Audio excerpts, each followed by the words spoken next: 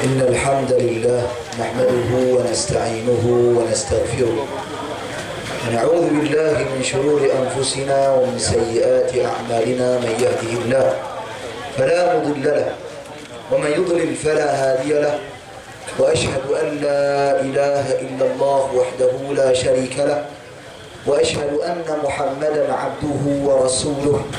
Tuan-tuan dan puan sekalian, saya minta maaf malam ni. Biasanya saya ni pakai lebay biasanya. Di malam ni saya semalam ada program di Johor Bahru. Dan nanti dia kata tak pakai lebay tak diterima. Untuk payah tu cakap sia-sia. Jadi apa ni, tinggal semalam ni saya pergi cari tadi dengan abang kita pergi cari ikut Langkawi tu. Kepala kita desak kot, dia tak ada saiz. Jadi kata tak apalah, abang kata tak pakai lebih, tak apa, dia kata. Tak apalah. Tuan-tuan dan puan-puan sekalian, saya juga minta maaf kepada pihak pengatur program kerana sebelum ini program yang sepatutnya di Langkawi berlangsung pada 14 bulan 1 dulu.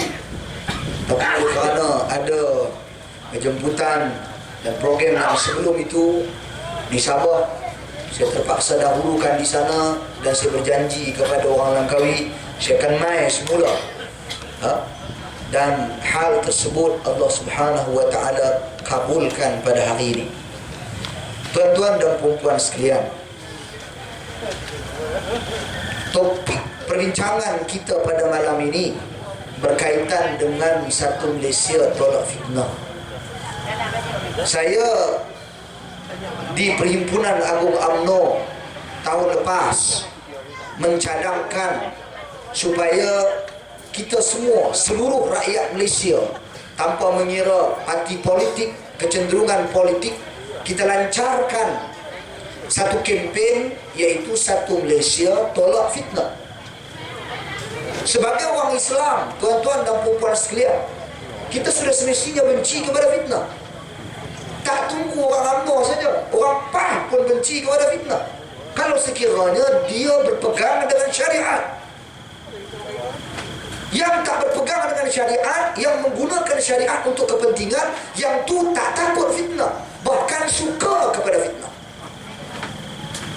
Kita doa, tuan-tuan dan puan-puan sekalian, di penghujung setiap kali salat, sebelum kita memberi salam, doa yang mana kata Imam Ahmad ibn Hanbal merupakan satu sunnah muakkadah yang sangat-sangat dituntut. Bila kita selesai innaka hamidum majid, kita dituntut membaca Allahumma inni a'udzu bika min adzabil qabr wa a'udzu bika min fitnatil masiihid dajjal wa a'udzu bika min fitnatil mahya wal mamat. Allahumma inni a'udzu bika minal ma'thari wal maghrib. Ya Allah, ya Tuhan kami mohon perlindungan kepadamu daripada azab kubur. Kami mohon perlindungan kepadamu daripada fitnah Dajjal. Kami mohon perlindungan kepadamu daripada fitnah yang hidup dan fitnah yang mati. Dan kami mohon perlindungan kepadamu daripada melakukan sebarang dosa dan hutang piutang. Tuan-tuan dan puan sekalian, maknanya saranan Allah Subhanahu wa taala, Rasul sallallahu alaihi wasallam, agar umat Muhammad ini, hamba-hamba Allah ini sentiasa menjauhkan diri daripada fitnah. Sama ada dalam sudut permintaan, permohonan, kita kena mohon kepada Allah jauh daripada fitnah. Begitu juga setiap tindakan kita. Saya pada malam ni sebenarnya dia penceramah ni, tuan-tuan dan puan sekalian. Bagi kat dia 2-3 jam dia boleh cakap. Pasal dia penceramah, kerja dia bercakap. Jadi kalau saya bercakap, saya duduk cerita, tuan-tuan dan puan sekalian, kadang-kadang dia main syok sendiri. Dia berasa orang nak dengar, dia berasa orang syok. Sebab tu saya beritahu dekat pihak pengurusan ataupun pihak majlis pada malam ini, saya beritahu, kata saya nak cakap tak berapa lama, saya nak cakap dalam mungkin 15 minit, 20 minit. Lepas tu saya nak buka soalan, nak buka dialog seluas-luasnya. Sama ada orang duk bawa kemah ni ke, belakang sana ke, dalam rak sana ke, bawa kedai makan ke, kereta lalu berhenti nak tanya pun tak apa. Tak ada masalah, kita buka, kita berdiskusi, kita berbincang. Islam agama nasihat, kata Nabi sallallahu alaihi wasallam. Ad-dinun nasihat, agama itu adalah nasihat. Bila agama itu adalah nasihat, sudah semestinya antara cara kita mengangkat nasihat itu adalah melalui perbincangan. Soal jawab, tanya jawab, tak boleh jawab, wallahu a'lam, aku tak tahu. Itu biasa. Kalau salah jawab, yang tahu tolong tegur, perbetulkan. Kalau tak ada orang tolong tegur, nanti saya balik rumah, nanti ada orang tegur, nanti saya passing balik dekat YB tolong bagi tahu hak yang saya cakap itu salah. Pasal apa? Pasal kita benci fitnah. Pasal kita nak tolak fitnah. Jangan lihat fitnah dalam kerangka maksud yang kecil. Fitnah ni dia bukan tuduh orang saja. Fitnah ni perpecahan, fitnah ni pergaduhan, fitnah ni perbalahan, fitnah ni rusuhan, fitnah itu juga mengumpat, fitnah itu juga menuduh orang, fitnah itu juga mengadu domba, melaga-lagakan sesama kaum muslimin manusia. Itu fitnah luas. Allah sebut dalam Quran, wa nabluukum bisyarri wal khairi fitnah. Kami uji kamu dengan fitnah yang baik dan yang buruk. Malam ni saya tak mau cakap fitnah yang baik. Fitnah yang baik ini merujuk kepada ujian kesenangan yang Allah berikan, ujian keamanan yang Allah berikan. Nak tengok kita manfaat atau tidak nikmat yang Allah bagi. Itu fitnah. Satu bab fitnah yang baik. Saya nak bercakap malam ni fitnah yang tak baik. Perpecahan, pergaduhan, perbalahan, tuduh-menuduh. Senang dia cakap ke orang, tu jahat tu, kerajaan jahat, kerajaan zalim. Perkataan tu memang pendek. Senang kerajaan makan di rakyat, Fir'aun dan macam-macam cakap. Tuan-tuan dan puan sekalian, saya tak kira sama ada daripada pihak UMNO dan Barisan Nasional sekalipun, ataupun daripada pihak pembangkang, nama kata tuduhan palsu, perkara yang membawa kepada perpecahan, perbalahan, pergaduhan, kita semua umat Islam kena tolak. Dalam hadis yang diriwayatkan oleh Al-Imam Al-Bukhari rahimahullah, Nabi memberikan kepada kita garis panduan, prinsip dalam kita berkomunikasi, bermuamalah sesama kita. Hadis awal tadi dah baca, Dawawi dah baca tadi. Al-mu'min lil mu'min kal bunyan yashuddu ba'duhum ba'dha. Orang beriman dengan orang beriman yang lain itu diibaratkan seperti satu bangunan, saling menguatkan dan mengukuhkan antara satu dengan yang lain. Hadis yang saya nak baca ni riwayat Al-Imam Al-Bukhari, kata Nabi, Al-Muslim man salima al-muslimun min lisanihi wa yadihi. Itu dia. Saya ambil dekat tu. Kata Nabi SAW, orang Islam, ciri-ciri orang Islam adalah orang yang menyelamatkan saudara se-Islamnya daripada keburukan lisannya dan keburukan tindakannya. Itu ciri-ciri orang Islam. Yang ni kita nak ambil hadis ni, kita nak ubah. Kita nak tengok adakah kita ini pada diri kita terdapat ciri-ciri orang Islam. Sejauh mana kita jaga lisan kita, sejauh mana kita jaga tindakan kita. Sekarang ni yang berlaku perbalahan, pergaduhan dan sebagainya, tuan-tuan dan puan sekalian, antara puncanya lisan. Dia tak jaga. Dia tak jaga. Sebab tu Nabi banyak bercakap tentang lisan. Kata Nabi di dalam hadis, "Man kana yu'minu billahi wal yawmil akhir falyaqul khairan aw liyasmut." Barang siapa yang beriman kepada Allah dan beriman kepada hari akhirat, hendaklah dia bercakap benda yang baik-baik sahaja ataupun dia diam. Suruh jaga. Dalam hadis yang lain kata Nabi, "Man dhamina li ma baina lahyayhi wa baina fakhidayhi, dhamintu lahu jannah." Barang siapa yang memberi jaminan kepadaku untuk menjaga sesuatu di antara tulang rahangnya, yakni lisan, dan sesuatu yang berada di antara dua tulang pahanya, merujuk kepada kemaluan, maka aku akan memberikan jaminan baginya syurga Allah Subhanahu wa taala. Lah ni tuan-tuan dan puan sekalian, semata-mata kerana kepentingan politik, manusia tak jaga lisan. Dia nak kata ke orang, dia kata tak ada otak. Mulut tu tak macam tak ada otak. Dia cakap nak kata. Hal seperti ini berlaku tuan-tuan, dan kita kena muhasabah. Orang kerajaan pun kena muhasabah, orang PAS pun kena muhasabah, pembangkang pun kena muhasabah. Sebab apa tuan-tuan dan puan sekalian? Hal yang seperti ini, bila kita tidak menjaga lisan, tak menjaga perkataan yang kita ungkapkan, dia akan membawa kepada pergaduhan dan perbalahan. Saya ambil satu contoh. yang terbaru, yang terdekat dan terkini, yang masih hangat. Tapi pasal cuaca sejuk tu saya boleh cerita. Kalau cuaca panas lagi orang marah. Saya bagi contoh-contoh. Ini muhasabah. Perkataan Tuan Guru ni Abdul Aziz. Tuan Guru ni Abdul Aziz baru-baru ni mengeluarkan satu perkataan. Saya kata, tuan-tuan dan perempuan sekalian, ini kena dengar bagi betul. Jangan bagi dengar bagi perhabis dulu, jangan menjerit. Tak habis lagi cerita ni. Tuan Guru ni Abdul Aziz, tuan-tuan dan perempuan sekalian, menyebut satu kenyataan. Saya minta kita orang UMNO pada sana jangan salah faham dulu. Dengar apa yang dia kata bagi perhabis.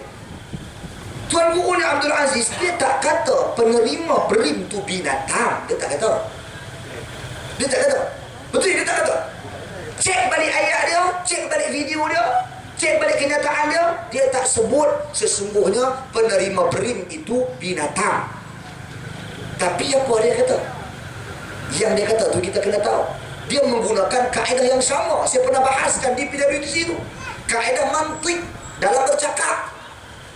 Seperti mana dia tak kata UMNO tu kafir.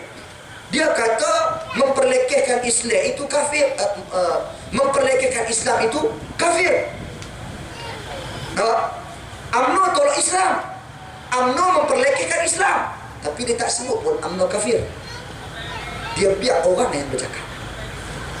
Macam isu BRIM, tuan-tuan dan puan sekalian, apa yang dia kata? Dia kata sesungguhnya apa yang kerajaan UMNO dan Barisan Nasional buat ini, dia bagi duit dekat orang sama seperti orang yang bela ayam, lembu, bagi makanan untuk tarik ayam dan lembu mai dekat mereka.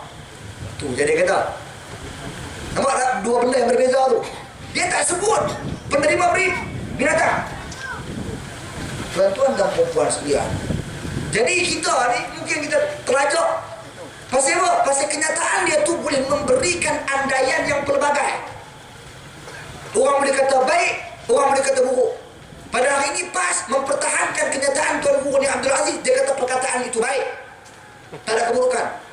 Orang UMNO kata tak, mana bagus, mana perkataan tersebut salah. Saya kata saya mengambil jalan tengah. Saya meneliti semula video tersebut, cek balik satu-satu kenyataan. Saya mendapati dia tak sebut pun. Sebaliknya apa yang dia kata dia hanya buat kiasan pemberian itu seolah-olah nak tarik orang mai dekat dengan kita, sama seperti orang bagi makanan kepada haiwan ternakan, tarik mai dekat. Tuan-tuan, okey. Sekarang ni apa yang berlaku? Umat Islam bergaduh, berbalah. Orang PAS salahkan UMNO, UMNO salahkan PAS. Sebenarnya kalau sekiranya kenyataan Tuan Guru ni Abdul Aziz tak keluar, orang gaduh tak? Orang tak gaduh. Kalau dia tak keluar dulu, pasti boleh pergi keluar. Pasti boleh buat contoh permisalan yang macam tu. Sedangkan dalam hadis Nabi SAW, kata Nabi, tahadu, tahabu.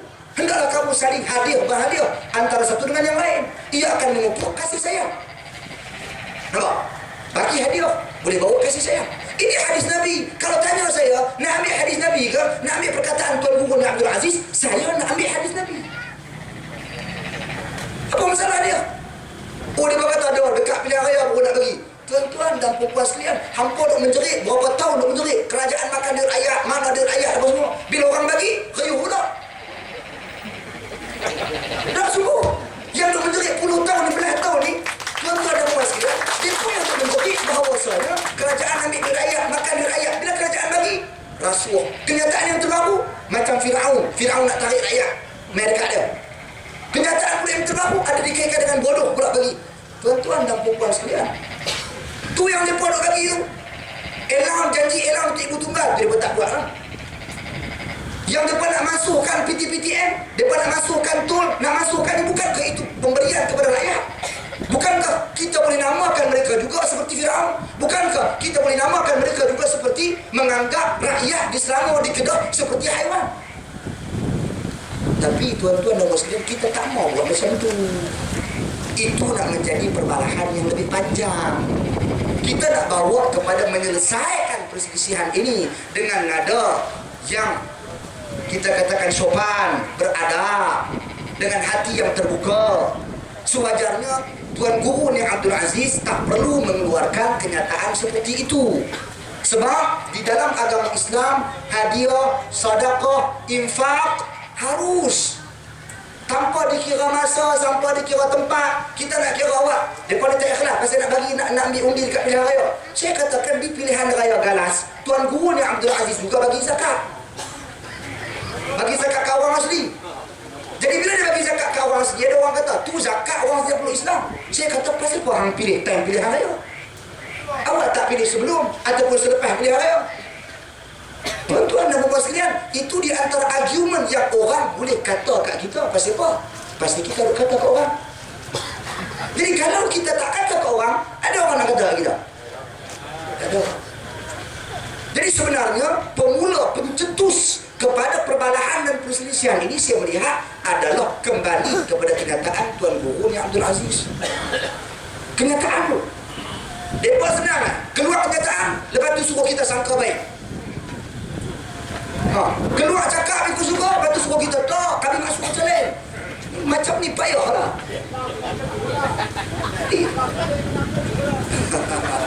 Jadi tuan-tuan dan perempuan sekalian, jadi saya kalau nak ikut hadis Nabi ni banyak ni, bab bagi ke orang ni. Bagi ke orang ni sangat banyak, sangat banyak. Ambil hadis Nabi contohnya. Seorang Yahudi yang bertemu dengan Nabi SAW, dia minta hadiah daripada Nabi. Muhammad, bagi aku sikit benda apa yang boleh bagi? Nabi bagi apa? Nabi bagi sekandang kambing. Sekandang kambing. Sehingga kan Yahudi ni berkata, Inna Muhammadan a'ta ata'an man la yakhshal faqar. Sesungguhnya Muhammad ni dia bagi barang macam tak takut miskin tu. Yalah, dia minta sikit ya. Nabi bagi sekandang kambing. Ambil. Nampak? Tuan-tuan dan puan sekalian, ada nak dikaitkan dengan apa-apa? Mengapa, sebab apa dan sebab Nabi bagi. Jadi bila kerajaan bagi, tuan-tuan dan puan sekalian, seharusnya kita berterima kasih. Tu pun ada yang ajak jangan terima kasih. Pasal apa? Pasal tu duit kita. Ni penceramah yang cakap lah. Saya nak kata kat penceramah ni. Penceramah ni dia kena ingat, dia ceramah kutip duit orang lah.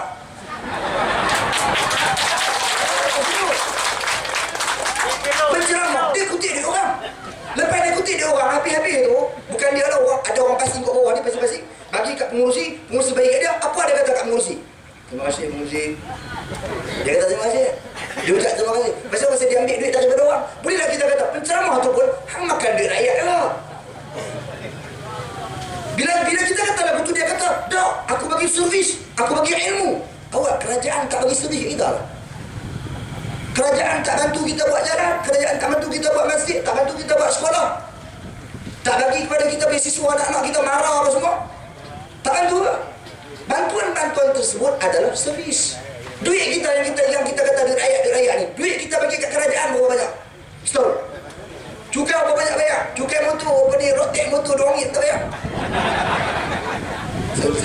Itu ni banyak sangat. Nak cerita begini panjang. Tapi apa yang saya nak katakan di sini, kita jangan keluar. Kalau dalam agama Islam, dia tak kata dia rakyat. Dalam Islam disebut dalam Al-Quran, disebut di dalam hadis, dia panggil duit negara. Buka cek perlembagaan. Wabi lebih tahu lah. Kalau salah, Wabi turun-turun saja. Dalam perlembagaan dalam negara kita, apa dia kata? Dia kata sesungguhnya wang negara boleh dibelanjakan mengikut setelah dirujuk kepada rakyat. Mengikut pandangan rakyat. Rakyat itu siapa? Takkan semua orang nak pergi depan Bel negara, nak pergi depan parlimen tak? Dia lantik wakil. Wakil itu siapa? Wakil rakyat. Lalu wakil yang bertanggungjawab berbincang di parlimen untuk menentukan perbelanjaan ni nak buat apa. Nak buat jalan ke, nak buat rumah ke, nak buat masjid ke, nak bagi apa ke. Siapa yang menentukan? Wakil kepada rakyat. Wakil rakyat siapa pilih? Rakyat yang pilih. Jangan dia bawa ke kerajaan, tanya wakil rakyat tu.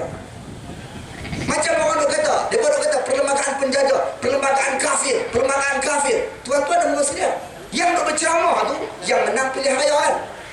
Bila menang pilihan raya di parlimen, dia kena angkat sumpah. Dan angkat sumpah dia tu, dia sumpah untuk mempertahankan perlembagaan. Yang hang duk ceramah tang malam tu perlembagaan kapiak, sepatutnya hang tak yang masuk tanding kan. No, pasal kita tak jaga lisan kita bila kita bercakap. Dulu bila orang mempertahankan perlembagaan dikatakan kufur. Kini mereka bersama-sama nak mempertahankan perlembagaan yang sedia ada. Ini realiti yang berlaku. Dan kenyataan yang terbaru. Salah seorang pemimpin tertinggi PAS, Nik Zawawi, tadi baru saya dihubung. Saya dah simak kenyataan beliau. Apa dia kata? Dia kata sesungguhnya PAS, Pakatan Rakyat ini sekiranya diberikan kemenangan akan mengubah perlembagaan, menjadikan perlembagaan itu sepenuhnya Islam. Saya dengar coring bulu roma. Pasal apa? Dia pasal nak Islam. Saya nak Islam. Saya nak perlembagaan kita Islami sepenuhnya. Tuan-tuan dan puan sekalian. Tapi cuma perhati baik-baik. Perhati elok, buka mata terang-terang. Tuan-tuan, lah ni PAS dia buat perjanjian dengan Pakatan Rakyat. Pakatan Rakyat ada PKR, ada DAP, perjanjian kan. Dalam perjanjian apa dia kata? Nak mempertahankan perlembagaan yang sedia ada kalau diberikan mandat, kalau diberikan kemenangan. Tapi tiba-tiba hari ini dia pergi sebut apa? Pergi sebut nak ubah perlembagaan. Tengoklah. Dulu mula-mula sekali zaman PAS diasaskan, Datuk Asri Muda dulu Presiden PAS yang pertama, tuan-tuan, tak timbul isu nak ubah perlembagaan. Tak timbul. Yang timbul isu nak ubah perlembagaan bila PAS mula bawa slogan kepimpinan ulama zaman Syekh Yusuf Rawak. Kemudian susulannya Haji Hadi, Fadil Nur. Kemudian Haji Hadi. Baru cakap, tuan-tuan dan puan sekalian, masa tahun 80-an PAS kafirkan perlembagaan. Perlembagaan itu dikafirkan. Maknanya siapa yang sokong perlembagaan juga boleh membawa kepada kekufuran. Sebab tu berlaku isu memali. Pasal apa? Pasal i'tiqad, kepercayaan Syekh Ibrahim Libya bahawasanya kerajaan pada hari ini tak sah. Pasal apa? Pasal mempertahankan perlembagaan. Bila pertahankan perlembagaan jatuh kufur, jadi kafir, maka kita wajib perang mereka. Apa? Itu dulu. Kemudian bila diperbuat perjanjian dengan Pakatan Rakyat, Keadilan dan juga DAP, dia berkata tak apa mempertahankan perlembagaan. Dulu kufur kan? Kemudian tak apa. Kemudian terbaru hari ini atau kemarin kedua kenyataan lain pula. Dah kita nak ubah perlembagaan, nak bagi jadi ini. Jadi saya kata macam mana ni gelong begitu. Tuan-tuan, macam mana tukar dia begitu? Jadi saya heran benda ni boleh berlaku dan orang Islam tengok. Tuan-tuan, perlembagaan kita saya nak tanya, kat mana yang tak Islam? Perlembagaan kita kat mana yang tak Islam? Bukan soal nak pertahankan perlembagaan tu. Tengok ada lagi perlembagaan Madinah yang bercakap menjerit perlembagaan kufur. Tengok ada lagi perlembagaan Madinah. Tak tengok, cokok kuat. Dia tengok begitu. Perlembagaan Madinah ada 47 fasal. 21 daripadanya diperuntukkan untuk menjaga hak-hak selain daripada orang Islam. 21. Maknanya ada lagi 26 untuk orang Islam, 21 untuk orang bukan Islam. Untuk Yahudi, bahkan Nabi buat elemen tu satu-satu. Yahudi Bani Nazir, ini dia. Yahudi Bani Qainuqa, ini dia. Yahudi Bani Quraidah, ini dia. Satu-satu Nabi buat. Ada 21 fasal. Adakah kita nak kata perlembagaan itu kufur? Dia pun nak kira apa? Dia pun nak kata ada dunia. Yalah tu Nabi buat. Yang ni siapa buat? Orang kafir buat. Tuan-tuan, orang kafir buat, dia salah faham. Saya nak beritahu tuan-tuan dan puan sekalian, orang kafir yang buat Lord Reid, yang buat perlembagaan ini, tuan-tuan, dia rujuk kepada siapa? Dia bukan buat ikut suka. Kalau betul-betul dia buat apa? Dia nak buat masuk Islam sebagai agama persekutuan, dinu daulah, agama negara. Dia ada dua orang yang dirujuk. Siapa dia? Seorang hakim daripada Pakistan, seorang hakim daripada India, orang Islam. Lepas dia susun kerangka, dia buat mai dekat Raja-Raja Melayu yang Islam. Raja-Raja Melayu tengok, okey, cuma kami nak tetapkan beberapa syarat. Yang tu yang disebut sebagai wasiat Raja-Raja Melayu. Apa dia tetapkan? Islam mesti agama, dulu dia panggil agama resmi persekutuan, tapi dah ditukar, dah jadi agama persekutuan, yakni agama negara, bukan tertumpu pada majlis rasmi saja, agama negara. Lepas tu Melayu, orang Melayu masa tu ada 80%. Bila orang Melayu 80%, tuan-tuan dan puan-puan sekalian, dalam perlembagaan tersebut raja tetapkan Melayu mesti beragama Islam. So masalahnya kita sepatutnya bersyukur dengan apa yang ada. Kalau kita nak yang terbaik lagi, kita nak lagi yang terbaik, umat Islam perlu bersatu. Yang hampa pergi bersatu dengan golongan yang menjelaskan pendirian kami tak mau negara Islam, kami benci kepada hudud, kami tak suka, tuan-tuan dan puan sekalian, memang tak mau buat hudud, tak mau negara Islam, pasal apa pergi bersama-sama dengan mereka? Mai kalau nak buat betul-betul, mai kita bersama-sama, bekerjasama, berganding tangan untuk memastikan hukum hakam dalam negara ini selaras dengan tuntutan syarak. Jadi sidang hadirin tuan-tuan dan puan-puan sekalian, tapi namun kerana lisan kita berbicara. Pasal apa? Pasal lawan mengata. Pasal apa? Pasal lawan menuduh. Seorang kata hampa ni puak-puak tolak Islam. Satu lagi kata hampa ni puak-puak putak belit Islam. Masing-masing orang kata, dan benda tu tak selesai sampai ke hari ini. Jadi tuan-tuan dan puan sekalian, saya kira saya tak mau nak cakap panjang lagi. Saya tak mau nak cakap panjang. Saya nak buka seluas-luasnya kepada persoalan. Tuan-tuan dan puan sekalian di bawah berhak untuk bertanyakan kepada saya apa juga soalan.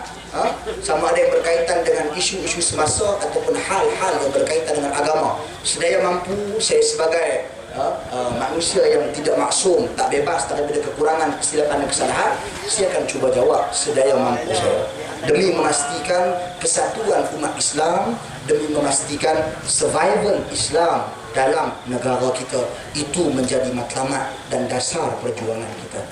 Wallahu a'lam. Saya buka seluas-luasnya, tuan-tuan dan puan sekalian, dipersilakan.